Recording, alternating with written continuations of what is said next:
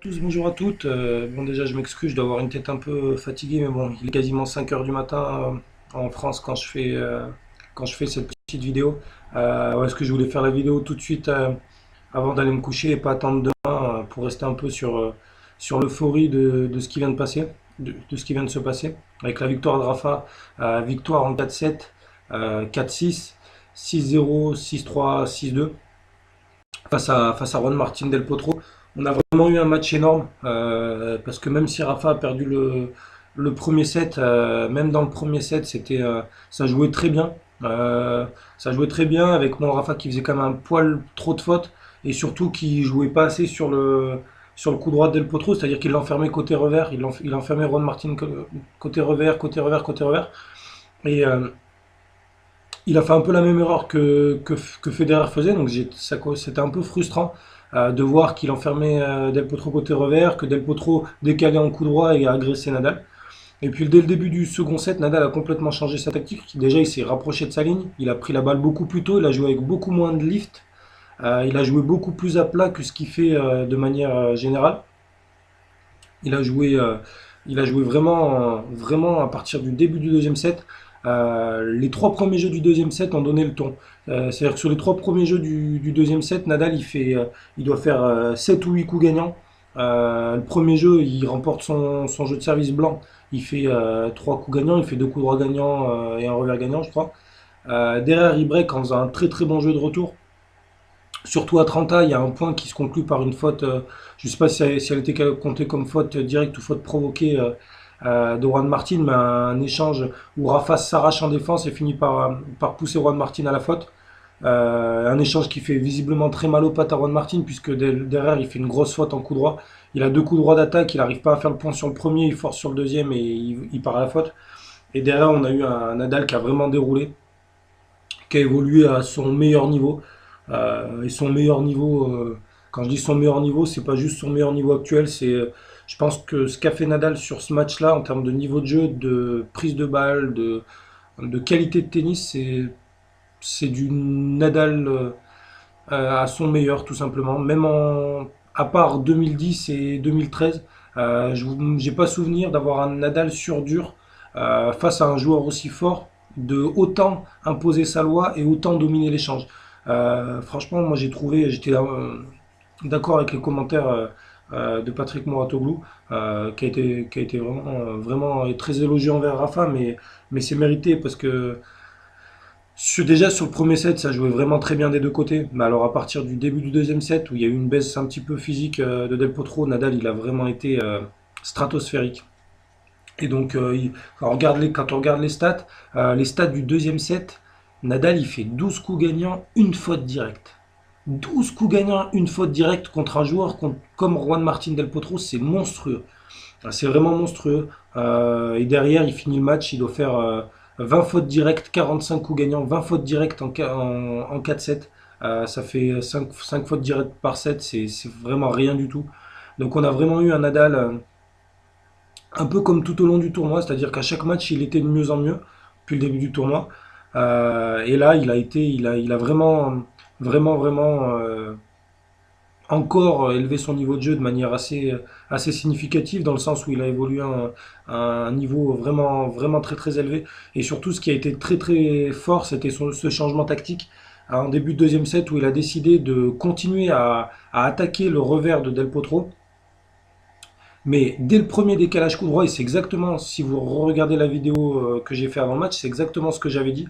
J'avais dit que dès le premier décalage coup droit de Delpo, il fallait que Nadal aille tout de suite l'attaquer plein coup droit, soit via un revers croisé, court croisé, soit un coup droit long de ligne. Et à partir du moment où il a fait ça, début de deuxième set, c'est à partir de ce moment-là où il a commencé à faire beaucoup courir Del Potro, parce que sur la deuxième partie de match, il y avait qu'un joueur qui courait sur le terrain, c'était Del Potro et Nadal qui dictaient les échanges. Et c'est vraiment à partir de là où il a vraiment fait exploser Del Potro parce qu'il l'a fait beaucoup courir et qu'il a dicté tous les échanges. Combien de fois on a vu Nadal venir conclure au filet, faire des services volés, faire des amortis, même s'il en a raté une à un moment un peu crucial dans la fin du troisième set, où il se trompe un peu tactiquement. Mais combien de fois on a vu Nadal de 2 mètres à l'intérieur du terrain complètement balader Del Potro. Je pense que certes Del Potro avait pas une autonomie suffisante pour battre Nadal quoi qu'il arrive. Mais je pense, honnêtement, j'aurais aimé voir Del Potro complètement frais physiquement. Je pense qu'on aurait eu une bataille, on aurait eu peut-être l'un des matchs de l'année. Parce que sur ce qu'on a vu sur le premier set, si Del Potro avait pu maintenir ce niveau-là, on aurait eu un match complètement fou. Voilà, Del Potro a pas pu le tenir, c'est ce que je vous avais un peu annoncé dans la vidéo aussi, hein. Del Potro, il a laissé beaucoup de jus sur les deux matchs précédents, sur le match contre Team et sur le match contre Roger. Il avait beaucoup couru, surtout contre Team. Donc c'était à peu près quasi sûr qu'il allait avoir une heure et demie, 2 heures, 2 heures et demie maximum de- d'autonomie dans les pattes. Au final, il a craqué à peine après environ une heure de jeu. Même si après il y a eu un passage parce qu'il a vraiment été mal. Il a eu 25 minutes très compliquées. La période où il a pris les 9 jeux de suite. Euh, et après, il a eu quand même un regain d'énergie parce que sur la fin du deuxième set, ça fait 3 jeux partout. Et sur le début du quatrième, il fait un très bon premier jeu de service où on se dit que tiens, il a repris un peu d'énergie et que peut-être on va avoir un gros combat de nouveau dans ce quatrième set. Finalement, ça n'a pas été le cas parce que Nadal était vraiment beaucoup plus fort sur le plan athlétique. Mais je pense que quoi qu'il arrive, tennistiquement, Nadal avait de quoi répondre même à un Juan Martín del Potro, même à un Juan Martín del Potro à son meilleur sur le plan athlétique. Après voilà, pour Rafa, c'est quand même une aubaine. Il arrive en finale, il a passé ses 4-7 certes, mais le match a duré 2h31, donc pour un 4-7, c'est extrêmement court, surtout pour Rafa. Et moi, il y a un truc qui m'a vraiment marqué, d'ailleurs j'en ai parlé sur Twitter en live pendant le match, c'est dès le début du deuxième set, quand Rafa a vu que Del Potro avait un coup de pompe physique, et si vous avez l'occasion si vous avez enregistré le match, que vous avez le replay ou quoi que ce soit, re-regardez le deuxième set et vous vous rendrez compte que quand Nadal servait, quand il a vu que Del Potro commençait à être dans le dur physiquement, qu'il prenait pas sa serviette. C'est-à-dire que Nadal enchaînait à une vitesse. D'ailleurs, le deuxième set doit durer à peine 25 minutes. Je crois qu'il doit ouais, 21 minutes, quelque chose comme ça. Et Nadal, entre les points, d'habitude, tout le temps, il prend 35-40 secondes, il peut prendre un warning quasiment entre tous les points, hein, Nadal. Euh, et là, il prenait à peine 10 secondes. Le ramasseur lui a amené sa serviette, il lui faisait signe non. Il prenait les balles et il enchaînait comme pour maintenir Del Potro un peu la tête sous l'eau sur le plan athlétique. Et c'est un truc qui était vraiment marquant déjà. Et ça montre la grande lucidité qu'a eu Rafa pendant ce match de justement conserver la tête de Delpo sous l'eau. Et à contrario, dans le troisième set, quand a commencé à revenir, après le 3-0, qu'il a commencé à gagner son jeu de service, à revenir, à se retrouver à 0-15 sur le service de Nadal, là Nadal a recommencé à prendre beaucoup de temps, sentant justement qu'il n'y avait plus besoin, entre guillemets, de se précipiter parce que Delpo était un peu mieux sur le plan athlétique. Donc il y a eu une grosse lucidité de la part de Nadal sur ce côté-là. Donc voilà, donc Nadal est en finale. Euh, c'est vraiment mérité sur ce qu'il a montré aujourd'hui, sur ce qu'il a montré sur l'ensemble du tournoi. Je pense que vu le niveau qu'il a montré sur son huitième, son quart et sa demi, je pense qu'il n'y a pas beaucoup de joueurs qui auraient pu le battre quoi qu'il arrive. En tout cas pas à ce niveau-là. Et pas vu le niveau qu'ont montré des Djokovic, des Murray, des Wawrinka toute l'année. Donc voilà, parce qu'on a vraiment eu un très bon Nadal en deuxième semaine. Un Nadal qui a perdu un set contre un très grand Del Potro, mais sinon qui a été vraiment très bon. En finale, ça sera Kevin Anderson qui s'est imposé en 4-7 lui aussi face à Carreno Busta. Le même scénario, il a perdu le premier set et derrière il a déroulé. Euh, pour Rafa, c'est quand même une très bonne opportunité, hein. Jouer Kevin Anderson. Pour rappel, les deux hommes se sont joués 4 fois. Ils ont disputé 17. Sur les 10, Nadal en a gagné 9. Le seul set perdu par Nadal, c'était en indoor à Paris, à Bercy en 2015. Donc en plus, l'année où Nadal était vraiment pas bon pour le coup. Euh, et ce match-là, Nadal l'avait gagné. Ça avait été un très bon souvenir pour moi. Parce que c'était une des rares fois où je voyais le public complètement derrière Rafa à Bercy. Et il l'avait remporté en sauvant des balles de match dans le deuxième set au tie-break, il me semble. Je suis sûr qu'il a sauvé des balles de match, mais je ne me rappelle plus exactement du moment. Donc voilà. Donc il va retrouver Anderson. Ils se sont joués cette année à Barcelone.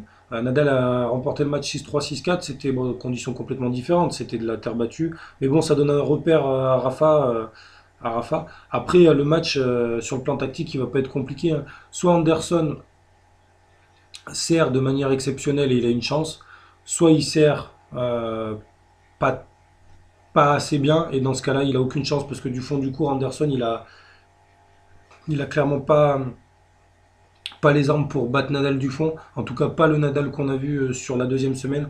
Un Nadal qui met quand même une fessée à Dolgopolov, une fessée en quart de finale à un très bon Roublev. Et au final, même s'il y a eu un set de perdu, ça reste une fessée à Del Potro.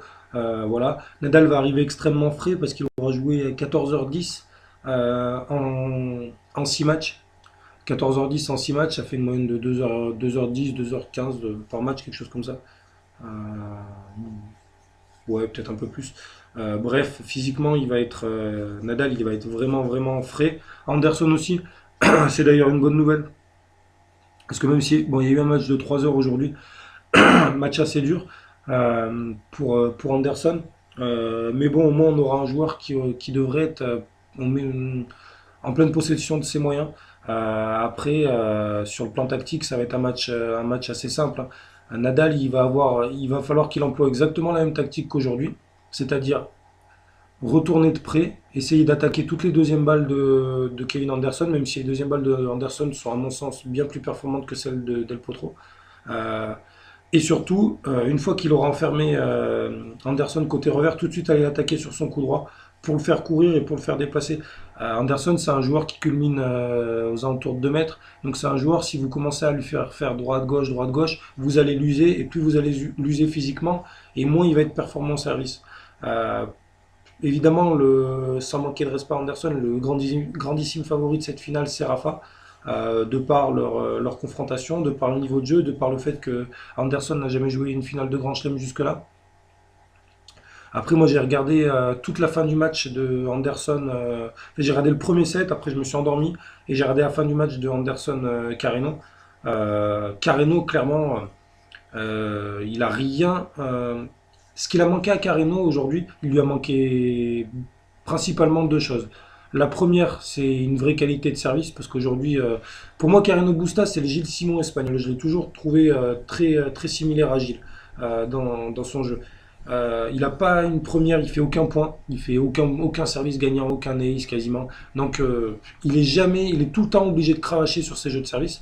C'est vraiment ce qu'il a manqué à Carreno. Et la deuxième chose, c'est qu'il a aucun coup fort du fond du court. C'est-à-dire que même quand il a l'échange en main, même quand il arrive à mettre son adversaire dans une position défensive, c'est un joueur qui a vraiment beaucoup de mal à faire des coups gagnants. Mis à part des passings dans des conditions de contre. Euh, Nadal, ça n'a rien à voir. Nadal, on l'a vu côté revers. J'en ai pas parlé sur le match contre Del Potro, là, sur le début de la vidéo, mais côté revers, il a été monstrueux, Nadal. Sur des revers longs de ligne où il a pris la balle phase montante, on aurait dit par moment limite du Safin de la grande époque, avec une prise de balle précoce complètement à plat, long de ligne où Nadal vient se coucher sur la balle, vraiment splendide. Donc déjà, Nadal, il a vraiment beaucoup plus d'armes. Il sert beaucoup mieux que Carreno. Il défend beaucoup mieux, même si Carreno reste un bon défenseur. Et surtout, il a la capacité à faire des coups gagnants et à venir au filet.